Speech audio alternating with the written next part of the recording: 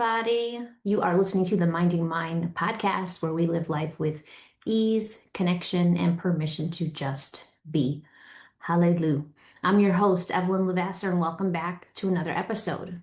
Today's topic is going to be all about how I teach my daughters to trust themselves, and I mean really trust their gut, while I'm still trying to deconstruct the lessons I learned in my own life. It's a doozy. It feels heavy as a parent to figure out all the ways that you want to show up for your child while figuring out how you're still learning to show up for yourself differently, how you're trying to parent differently than you were parented, but also honor the fact that maybe your parents didn't always get it right, but they always had the best intentions, right? There's duality there in recognizing maybe I didn't get exactly what I needed, but it was still the best that they had to offer me. And it was done with love, right? Parenting me was done with love. So we're going to get right into this. Okay, number one, here we go. The very first thing that I can say is in teaching them to trust themselves is that I let them disagree with me.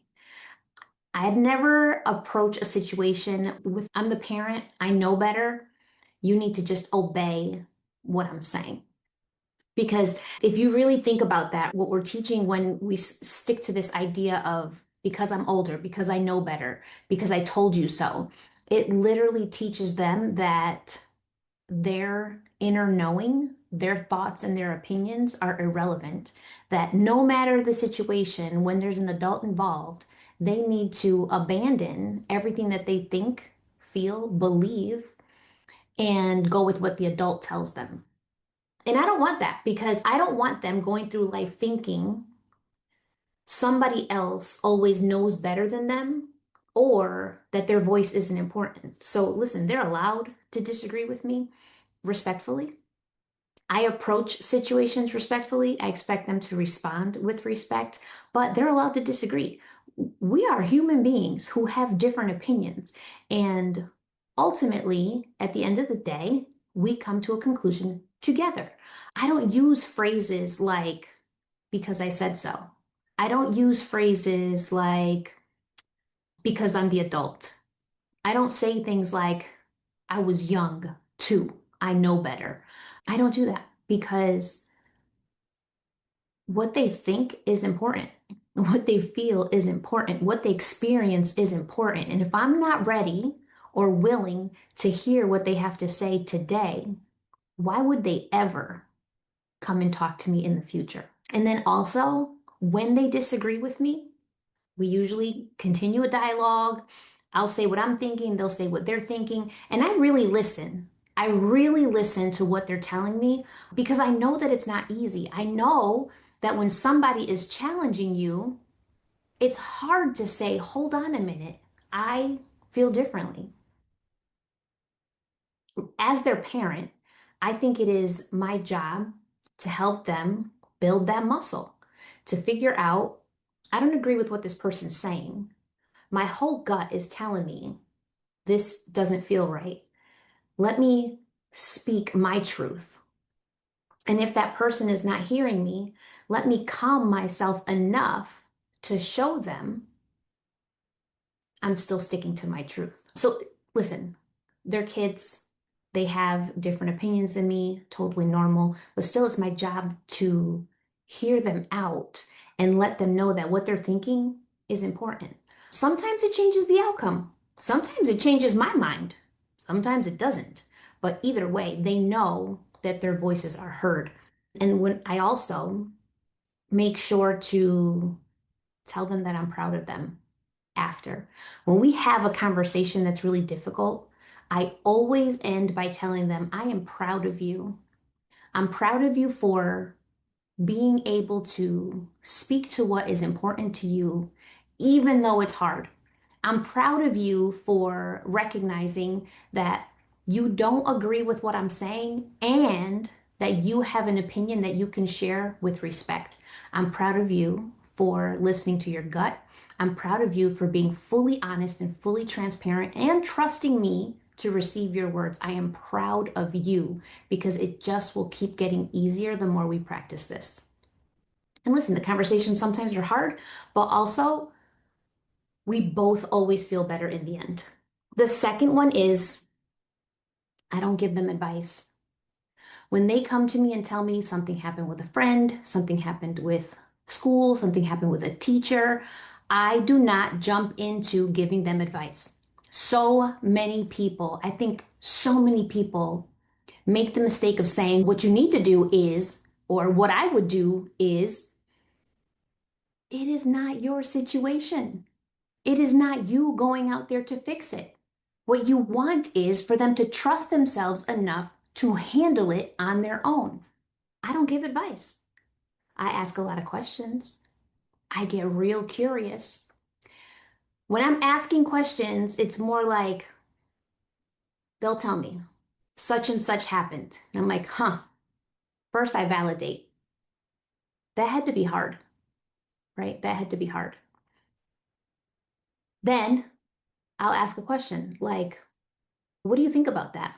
Why do you think so and so reacted that way? Why do you think so and so behaved that way? And then they share like what they're thinking. And then we go a step further. Like it's constantly being curious and asking more questions. Why do you think they reacted that way? How did you feel when they said that? What does your gut tell you? Do you believe what they're saying is their truth?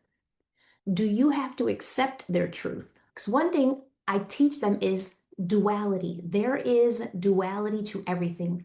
One of your friends in school, one of their friends in school can really care about them and not have the ability to communicate with them.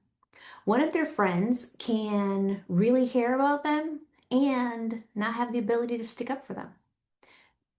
One of their friends can act like they like them, act like they care about them, and not have their best interest at heart. Those things are all true, can be all true at the same time. And what I want my girls to recognize is there are situations that are happening around me, but ultimately I get to look at the situation, not judge or hate the other person, and just go with what my body is telling me because your body, and like I tell them, your body is always talking to you faster than your mind can pick up. You get a gut reaction, you get tight shoulders, you get a like that feeling where your whole body's like a pause. That's your body saying something's not right. I don't agree with what's going on here. Then your mind will try to talk you out of it. Your mind will try to say, oh, maybe I'm overthinking it. Maybe I'm questioning too much. Trust your body. So I don't ask, I ask a lot of questions because I want them to be able to evaluate what they're thinking and feeling. And I don't give advice because I don't want the voice in their head to be mine. I want the voice in their head to be theirs. When they're going through something and I'm not around, I want them to feel like I got this and I'm going to tell mommy about it after. Not, oh my God, mommy's going to kill me. Or, oh my God, what would mommy do? Or, oh, I need to call mommy so she could fix this.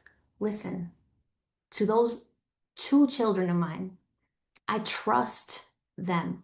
I trust them to follow their gut, make a decision that is right for them in the moment, and move on from there. Even if the decision doesn't end up being the right one, it will teach the right lesson. And I still got them, right? So I'm not advising them on how to make every decision in their life. After I ask tons of questions, after I help them get to a decision they feel comfortable with, if they want my advice, then I'll give it. But the work is to teach them to trust themselves first. I want the voice in their head to be theirs. The third one is I apologize when I'm wrong. Sometimes I'm annoyed. Sometimes I'm overwhelmed. Sometimes I have so much shit happen at the same time that I don't react in the way that I want to. Maybe I'm snappy. Maybe I come off as rude. Maybe I cut them short. Maybe I distracted myself on my phone and didn't really give them the attention they deserved. All those things have happened. I'm human, but I recognize it. They tell me when I do it, and I apologize. I take accountability. I take responsibility. I'm sorry. You are right. You deserve my attention. This phone is not important. Whatever I was watching on TV is not important. You're right. You are right, and I am sorry, and I will make sure to be more intentional. Boom. I can't think of too many situations in life that are unforgivable. I can think of some. And I'm talking about in a parent relationship, in a healthy parent relationship. I can't think of too many mistakes that I could make that could be considered unforgivable. And repairing matters. Repairing is about, gosh, teaching your kid like, I made a mistake and I still love you. I did something wrong and it doesn't change how I feel about you. I reacted poorly and I love you. I'm sorry, I see you. I'm sorry, I respect you. I'm sorry, I value you. And move on from there. Repair is important.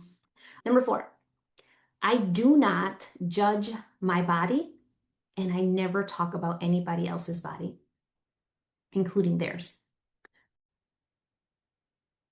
I honestly spent the majority of my late teen years until I was almost 40 dieting, on and off dieting, constantly trying to get to a lower weight, constantly trying to find new exercise programs, and constantly trying to shrink myself. Always feeling the need to look a certain way so that people could love and respect and value me. And I had to learn the real hard way, the real hard way, that love and respect and acceptance and value is not something somebody can give you. It's something you have to give yourself. So I teach that to them by never, ever talking badly about my body, by never talking about my appearance. I work out, I walk every day, I lift heavy weights.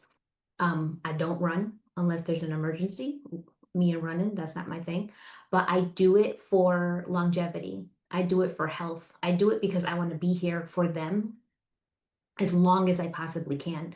I want to be here for me as long as I possibly can. I talk about getting stronger. I talk about the power that I feel when I'm lifting heavy weights.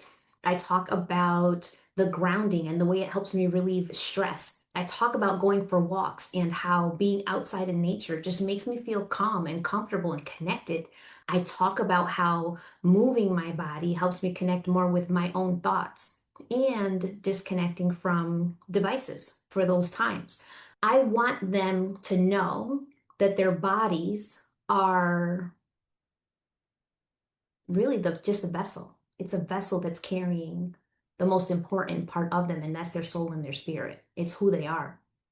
The body is just an outward reflection of what they feel inside. So it's my job to make sure that what they feel inside is love and trust, and that they know they're beautiful without me ever having to say it. But I see so many women comment on other women's bodies. Oh, I could never be that thin. Or how does she stay that thin when she's eating those snacks? Or I don't know, mom's going out for ice cream with their kids and then they don't get the ice cream because they're like, you're young, you can eat that. I can't, I'll get fat. The I don't want to put those messages in their heads. I don't want them thinking I can't enjoy things because I don't want to put weight on my body. Like,